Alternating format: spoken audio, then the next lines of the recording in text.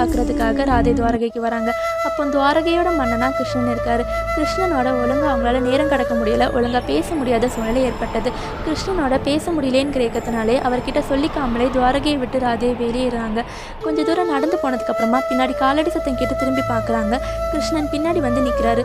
நீ என்கிட்ட சொல்லாமல் போனாலும் உன் மனசை என்னால் புரிஞ்சிக்க முடியும், உன்னை தேடி நான் வந்திருக்கேன்னு கிருஷ்ணன் ராதை கிட்ட சொல்கிறாங்க. தனக்காக ஒரு தடவை புல்லாங்குழலை வாசிக்க சொல்லி ராதை கேட்குறாங்க. கிருஷ்ணன் புல்லாங்குழலை எடுத்து வாசிக்க ஆரம்பிக்கிறாரு. ராதை மேமறந்து கண்களை மூடுறாங்க. அதுக்கப்புறம் ராதை கண்களை திறக்கவே இல்லை. ராதை இறந்துட்டாங்கிறத கிருஷ்ணன் புரிஞ்சுக்கிறாரு. தான் ஒரு கடவுளுங்கிறதையும் மறந்து கதறி அழுறாரு. ராதைக்காக வாசித்த இந்த புல்லாங்குழலை இனி யாருக்காகவும் வாசிக்க போகிறதில்லைன்னு புல்லாங்குழலை உடச்சி வீசிட்டாரு. ராதை இல்லா உலகத்தில் இனி தானும் வாழ்ந்து என்ன பயன்னு சொல்லி காட்டுக்கு போய் தவம் மேற்கொண்டு கிருஷ்ணரும் தன் உயிரை விடுறாரு. உங்களுக்கு கிருஷ்ணரை பிடிக்கும்னா மறக்காமல் இந்த வீடியோவுக்கு லைக் பண்ணுங்கள்.